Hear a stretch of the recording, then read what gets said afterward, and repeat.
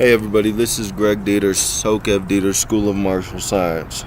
So today I want to talk to you guys about knife work, lethal and less than lethal. Okay, less than lethal knife work is simple. That's your forehead cuts that send blood into the opponent's eyes. That's the flat of the blade slaps. You can do that to a lot of different pressure points on the human body.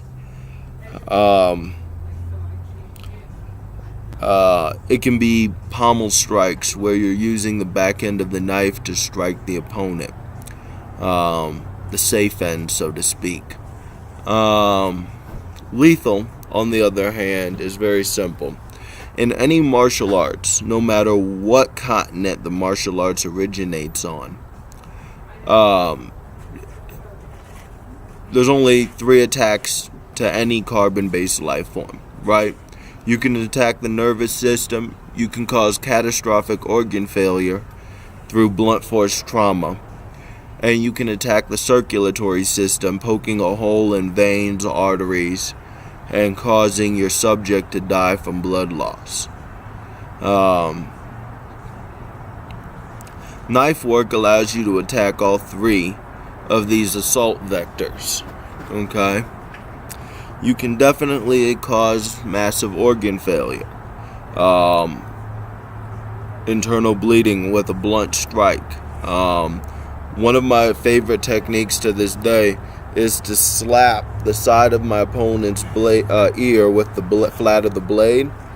As their head tilts back, I move their chin out the way, shove straight into the jugular vein, and pull towards me, ripping out the trachea and the esophagus. Technique works every time. So that falls under the blunt force trauma and circulatory assault vector technique path. So understanding the systems of the body and how you can assault them is vital for the modern day warrior. I'm not saying you need to go to med school or become a nurse or, go to be a chiropractor or EMT or anything like that. All it takes is a little bit of time and a body of a diagram of the human body. Liver, spleen, heart, lungs, kidneys are all good places to stick a knife if your life depends on it. Understand that all of those are lethal, so be prepared for that result. Understand that it's something you're going to have to live with.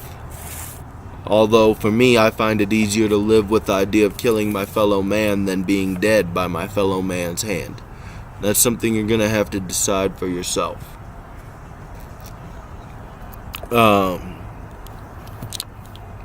I'd rather be judged by 12 than carried by 6. Personal opinion.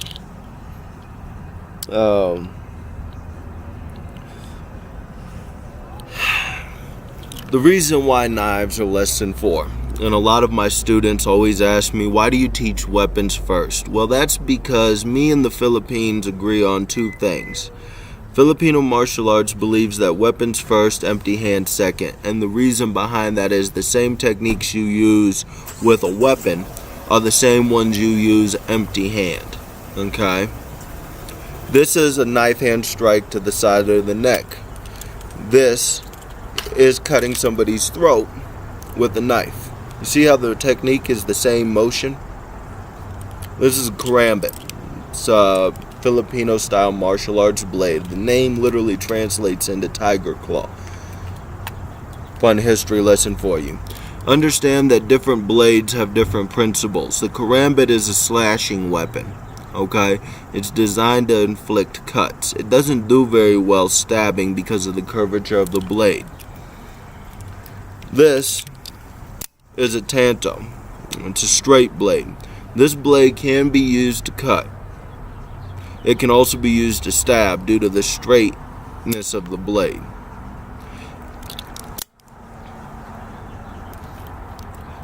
All blades, no matter what style, curved, not straight, recurved is another one, like the kakuris that the Gurkhas use. All of these can be used to do organ attacks, like slapping somebody with the blade or using the hilt of the blade, the pommel of the blade to attack the enemy, or the dull end of the blade to apply pressure to a pressure point. All of these blades can be used for that. The main idea is you need to know if you have a slash only weapon or a slash and stab. Okay? And understand what vectors of the body you're going to choose to assault based on the weapon being used. Okay. The other reason why I teach weapons first is simple. In America, most people carry a knife or a gun as a self-defense tool. So odds are that if you are assaulted or have some sort of violent encounter, you will have a knife or a gun on your person. As such, it makes sense to learn how to use those to save your life first before we go empty-hand. And the third is because of my military training. In the military, we believe the further away you are from the target you intend to kill, the safer you and your brother soldiers are. So, of course, by that measure, the safest way to win a fight is to launch an ICBM. Now, obviously, that's not possible. So, mortars, gunships, ship-to-shore bombardment, air assault tactics are all preferred because they have the maximum distance. Next comes snipers, long-range riflemen, distinguished marksmanship. Then comes your basic, primary weapon system, your AR-15, your FAMAS if you're French, or your Walther if you're British military forces. These become your next line of defense. A short-barreled rifle can win a fight. Then your shorter weapons, your machine pistols, your small machine guns, your SMGs.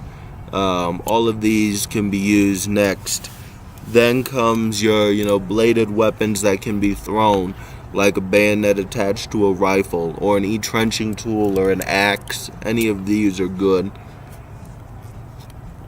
Our next tier of combat is going to be close combat weapons, like your pistol. Okay? After that, we have to go to knives, garrots, even bludgeoning weapons. Those are your next tier, and at the very, very bottom of the pyramid is going to be your empty hand techniques. So that's why we do weapons first. In the next video, lesson 5, we're going to get into tactical shooting, instinctive fire versus aimed fire, leading your targets, understanding basic ballistics and what bullets do what, and understanding feet per second. We'll even get taught into powder loads, hand loading, and other related tactical shooting topics. We're going to get into lethal and then less than lethal tactical shooting. Now, there's no such thing as non-lethal shooting. Okay, first and foremost, anywhere you put a bullet is going to result in a termination of subject. The only thing is how long it's going to take them to die. They're going to die. There's no way around that. Okay? It's just a matter of how long. A bullet to the head is the most humane way to kill the enemy. Okay? It's quick, it's over quick, and it's done.